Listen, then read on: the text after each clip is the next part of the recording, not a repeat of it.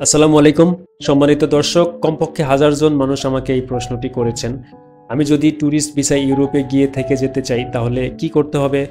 এবং অনেকেই জানতে চান, আমি যদি কারোর ইনভাইটেশনের মাধ্যমে ইউরোপে আসি এবং এরপরে যদি দেশে ব্যাক না করে অন্য দেশে পালিয়ে যাই, তাহলে আমার ইনভাইটেশনকারীর কোনো সমস্যা হবে কিনা?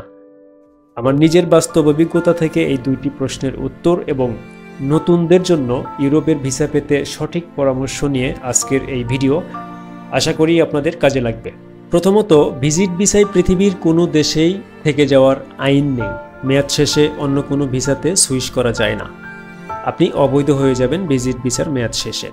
এবং নির্ধারিত টাইমে যদি আপনি দেশে ফেরত না আসেন বা সেই দেশ ত্যাগ না করেন, তাহলে আপনার পাসপোর্টে ব্যান মেরে দিবে। 2 বছর, 5 বছর, 10 বছর ব্যান হয়ে যাবেন।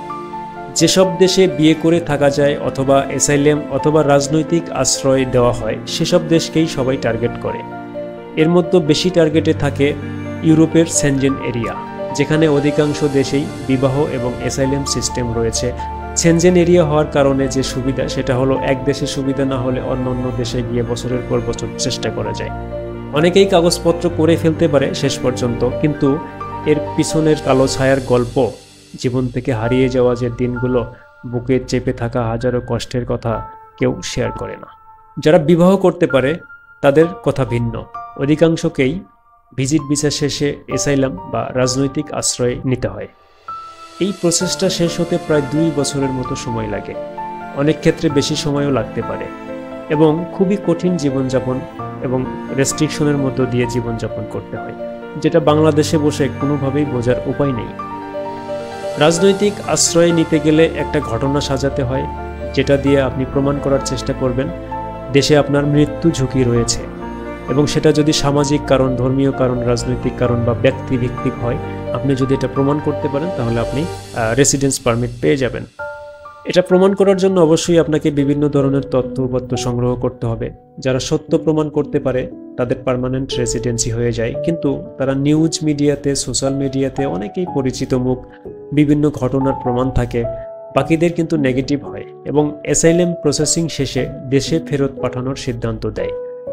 ইউরোপের কিছু কিছু দেশে এই জায়গাটাতে নিয়ম রয়েছে, অ্যাসাইলাম শেষে দেশে ফেরত পাঠানোর সময় 3 সপ্তাহ বা 1 মাস সময় বেঁধে দেয়। যদি তার অন্য কোনো অপশন থাকে, যেমন বিয়ে শাদী, ওয়ার্ক পারমিট ভিসায় আবেদন কিংবা ব্যবসায়ী ভিসায় আবেদন করার মতো যদি কিছু থাকে, তাহলে সেটা দিয়ে তাকে সুযোগ দেওয়া হয়। আর এই সুযোগের জন্যই মূলত যারা অ্যাসাইলাম সিক করে তারা এই 3 সপ্তাহের জন্য বা 1 মাসের জন্য অপেক্ষা করে। তার প্রসেসিংটা শেষ হয়ে এই পর্যায়ে আসলে যাদের ইতিমধ্যে ওয়ার্ক পারমিটে অ্যাপ্লাই করার মতো full time job contract manage করা থাকে, তারা অ্যাপ্লাই করে দেয় ওয়ার্ক পারমিটের জন্য। যারা অ্যাসাইলামে থাকা অবস্থায় বিজনেস স্টার্ট করেছে এবং অ্যাসাইলাম শেষে বিজনেস ভিসায় অ্যাপ্লাই করবে, তাদের এটা কিছু কিছু দেশে রয়েছে, সব দেশে নেই বিজনেস ভিসায় অ্যাপ্লাই করার প্রক্রিয়াটা, বা অ্যাসাইলামে থেকে বিজনেস করার অনুমতি পাওয়ার সব দেশে নেই, কিছু কিছু দেশে রয়েছে। সো সেটার জন্য তারা অ্যাপ্লাই করে বিজনেস ভিসাটি নিয়ে নিতে পারে। ভিসার জন্য আবেদন করার কয়েকদিনের মধ্যেই ভিসা হাতে পেয়ে যাবেন, ব্যাপারটা এরকমও না। সেখানেও আরও 6 মাস বা 1 বছর অপেক্ষা করা লাগতে পারে। রাজনৈতিক আশ্রয়ে থাকার সময় আইডেন্টিটির কারণে অনেক ধরনের প্রতিবন্ধকতা তৈরি হয়, দেশের বদনাম হয়। বিদেশি কোম্পানিগুলো আপনাকে জব দিতে চাইবে না আইডেন্টিটি না থাকার কারণে, ব্যাংক অ্যাকাউন্ট না থাকার কারণে। অনলাইন পোর্টালে আবেদন করলে সমস্যা ফেস করতে হবে। আপনি বাধ্য হবেন কম বেতনে কাজ করতে। বাংলাদেশি, ইন্ডিয়ান, পাকিস্তানি বা মধ্যপ্রাচ্যের কিছু দেশের ব্যবসা প্রতিষ্ঠান রয়েছে যেগুলোতে cleaning, restaurant sector, food delivery, driving sector, এগুলোতে কাজ করতে হবে, যেখানে অল্প বেতনে কষ্টের কাজগুলো করতে হবে। এত পরিমাণ কাজ করতে হবে যে বডিটা বিক্রি হওয়ার পর্যায়ে চলে যাবে। তাদের আচার ব্যবহার ইউরোপের মতো কখনোই লাগবে না আপনার কাছে।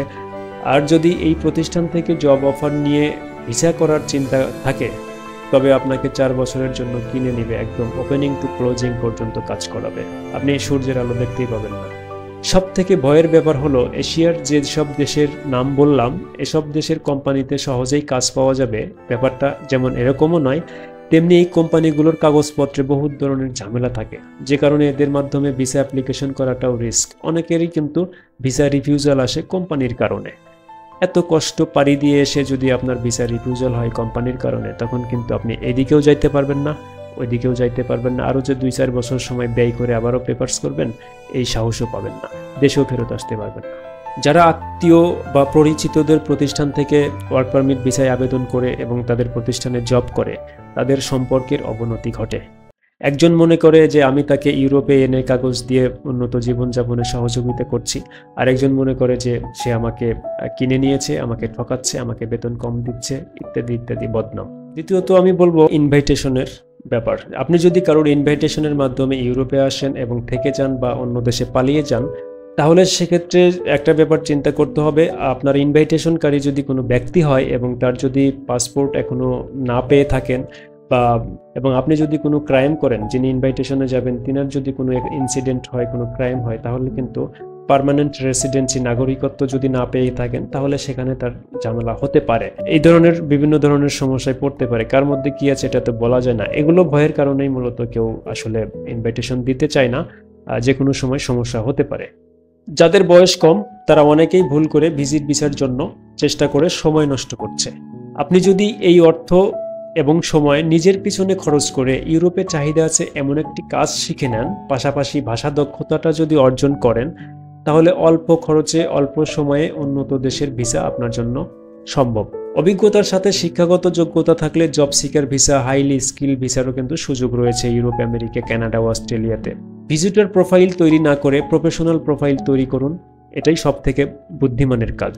ইউরোপে নিজে নিজে visit visa process, work permit job কিভাবে ম্যানেজ করবেন, ওয়ার্ক পারমিট ভিসা কিভাবে নিজে নিজে প্রসেস করবেন, অনেক ভিডিও রয়েছে আমার চ্যানেলে, সেগুলো দেখে চেষ্টা করতে পারেন। অনলাইনে বিভিন্ন মাধ্যম দেখে চেষ্টা করতে পারেন।